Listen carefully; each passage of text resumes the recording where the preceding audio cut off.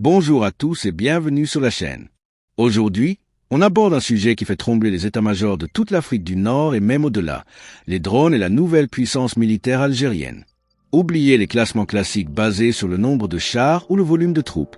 En 2025, celui qui contrôle le ciel contrôle le champ de bataille, et l'Algérie a clairement décidé de prendre la première place dans cette course stratégique. Installez-vous, ça va être long, dense et extrêmement détaillé. Commençons par les faits. En moins de 10 ans, l'Algérie est devenue le premier opérateur de drones armés du continent africain et l'un des plus importants du monde arabe.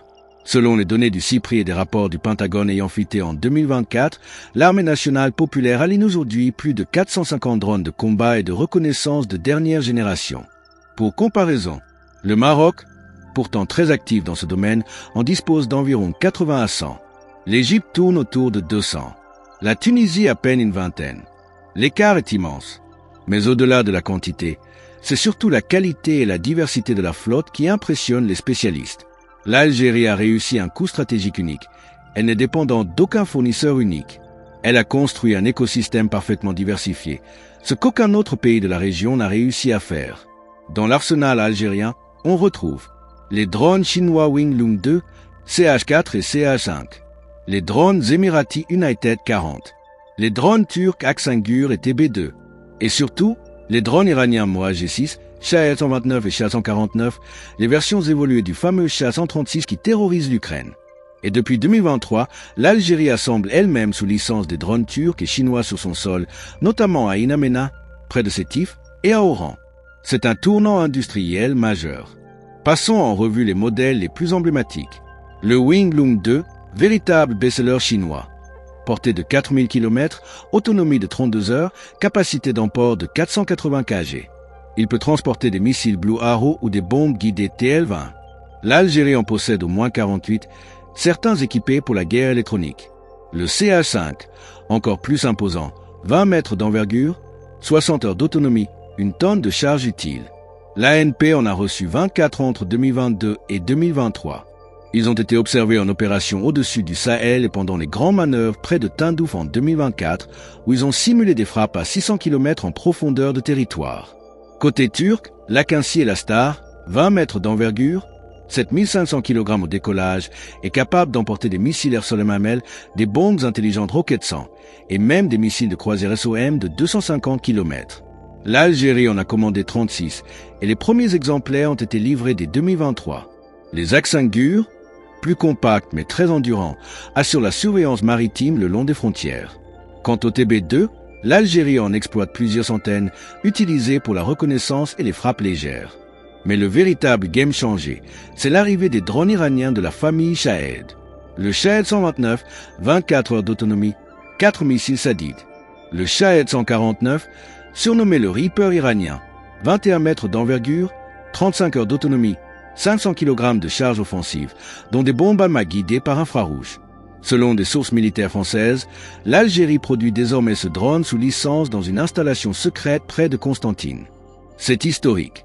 C'est le premier pays au monde, hors Iran, à fabriquer le Shahed 149. Première pause.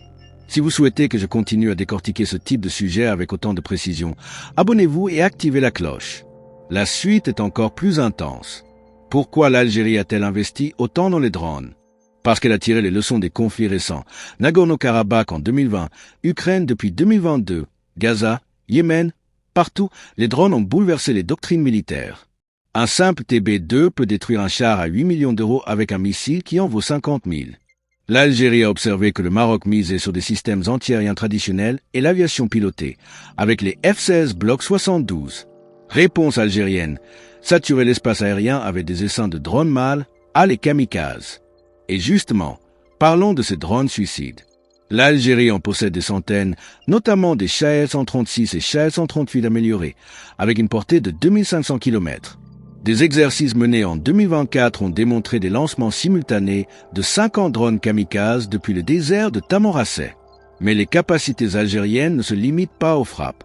Le pays a construit une architecture de renseignement impressionnante. Les drones émiratis de reconnaissance stratégique United 40 peuvent rester en vol 120 heures et transmettre des images haute définition en temps réel. L'Algérie en utilise au moins 12. Ajoutez à cela les satellites militaires algériens lancés avec l'aide chinoise et russe et vous obtenez une capacité de surveillance permanente sur toute l'Afrique du Nord, le Sahel et même une partie de l'Europe du Sud. Deuxième appel.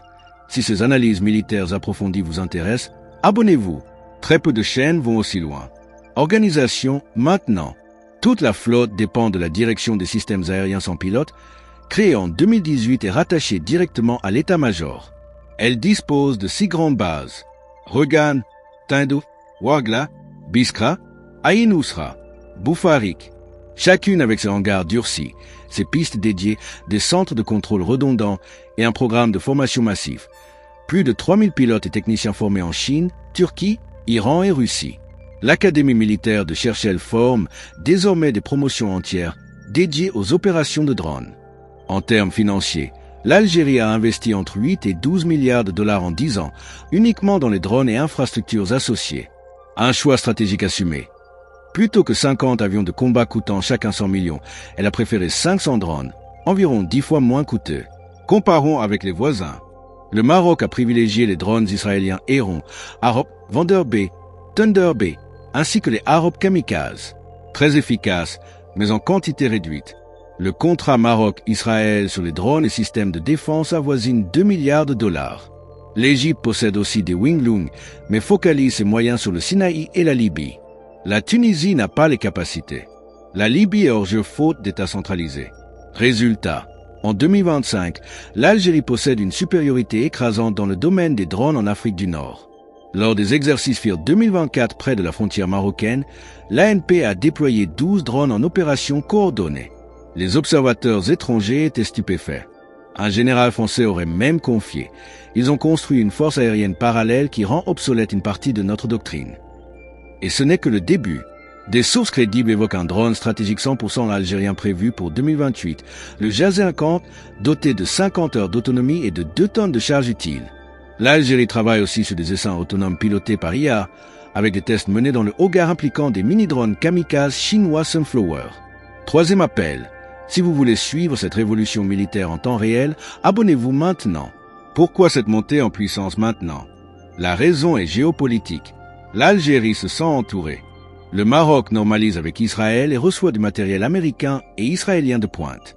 La France maintient une influence militaire au Sahel et soutient discrètement Rabat.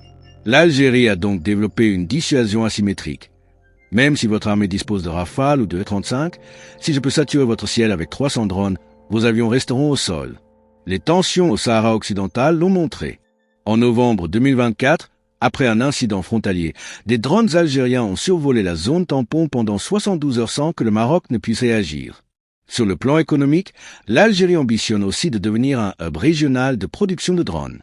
Des discussions existent avec le Mali, le Niger et même l'Afrique du Sud. Les drones servent également à protéger les infrastructures gazières et pétrolières algériennes, notamment en Libye et au Sahel. Conclusion. En 2025, l'Algérie n'est plus seulement la première armée conventionnelle d'Afrique. Elle est devenue la première puissance drone du continent et l'une des plus avancées du monde. Elle a accompli en 10 ans ce que d'autres ne parviennent pas à réaliser en 30. Maintenant, passons à un événement qui a secoué Internet dans tout le Maghreb ces dernières 24 heures. Selon plusieurs sources ayant explosé sur X, Facebook, Telegram et même certains médias locaux, l'armée nationale populaire aurait intercepté un avion militaire américain en Méditerranée, au large des côtes algériennes, dans ce que l'Algérie considère comme sa zone économique exclusive. L'histoire est partie d'un communiqué prétendument officiel du ministère de la Défense nationale algérien. Relayé massivement, il a provoqué une véritable explosion médiatique. Millions de vues, milliers de commentaires, drapeaux algériens partout. Mais la question est simple, est-ce vrai ou s'agit-il d'une nouvelle intox gigantesque? Avant de conclure trop vite, on décortique tout, point par point, source par source. Je ne partage jamais une information sans la vérifier. Premier élément, le communiqué. Il est apparu vers 22h30, publié sur plusieurs sites qui relaient généralement les communiqués du MDN. Mais un détail cloche immédiatement, le numéro de référence. Le dernier véritable communiqué officiel, numéroté 124/2025, a été publié il y a 4 jours concernant un exercice naval avec la Russie. Celui qui évoque le navire américain porte le numéro 127/2025. Les numéros 125 et 126 manquent. Le ministère ne saute jamais de référence sans raison. Déjà, Ça sent la manipulation. Deuxième point, le site officiel du MDN, celui qui finit par DZ. Aucune trace du fameux communiqué. Ni hier soir, ni à 3 heures du matin, ni à 8 heures, ni à 14 heures. Rien.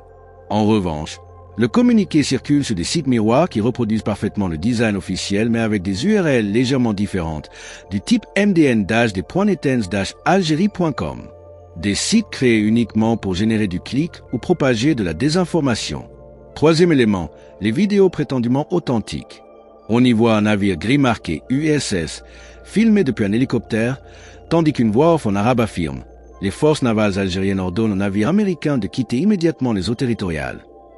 Problème, cette vidéo date de 2022. C'est un extrait d'un exercice naval algéro-russe où les Algériens jouent le rôle des forces de l'OTAN. La séquence a simplement été remontée, la voix off remplacée, puis republiée hier soir. La version originale se trouve sur la chaîne YouTube officielle de la télévision algérienne datée du 14 octobre 2022. Quatrième point, la réaction américaine. Si un navire américain avait réellement été intercepté ou même interrogé par la marine algérienne, cela aurait déclenché une réaction immédiate. La 6e flotte, qui opère en Méditerranée, publie des communiqués pour des incidents bien moins graves. Le Pentagone aurait réagi, les médias américains auraient couvert l'affaire. Là, rien. Silence total. En revanche, certaines pages ultranationalistes algériennes se félicitent en proclamant que l'Algérie humilie l'Amérique. C'est totalement délirant. Pourquoi cette fausse information est-elle devenue virale? Parce qu'elle tombe à un moment particulier. L'Algérie traverse une période de tension diplomatique avec l'Occident, notamment depuis les déclarations de Donald Trump sur le Sahara occidental. Une partie de la population ressent un besoin de revanche symbolique. Une histoire comme celle-ci conforte l'ego national. Alors les gens partagent sans vérifier, et ce n'est pas la première fois. 2023, la fausse frappe de drones algériens sur une base marocaine. 2024, l'histoire de l'avion espion américain abattu près d'Oran. L'année dernière, le faux sous-marin nucléaire américain coulé par la marine algérienne. À chaque fois, communiqué falsifié, vieille vidéo recyclée, engouement massif, puis démenti partout 48 heures plus tard. Mais cette fois, la viralité a atteint un niveau record. Plus de 8 millions de vues pour une seule vidéo Facebook en moins d'une journée. Des influenceurs majeurs ont relayé l'intox sans vérification. Même des médias du Golfe l'ont repris. Le problème est simple. À force de crier au loup, quand un vrai incident surviendra, plus personne ne croira l'Algérie. La désinformation affaiblit la crédibilité du pays. Elle ne le renforce pas. Non, l'armée algérienne n'a intercepté aucun navire américain. Non, aucun incident n'a eu lieu en Méditerranée hier. Oui, c'est une opération d'intox, probablement interne, destinée à galvaniser l'opinion publique et détourner l'attention de véritables difficultés. Inflation, chômage, dévaluation du dinar, pénurie. Si vous voulez éviter de tomber dans ces pièges, abonnez-vous et activez la cloche. Ici, tout est vérifié avant publication. Jamais je ne vous prendrai pour des idiots. Premier appel. Si cette vidéo vous a plu, si vous en avez marre des mensonges, abonnez-vous maintenant. Ça prend 2 secondes et ça aide énormément la chaîne.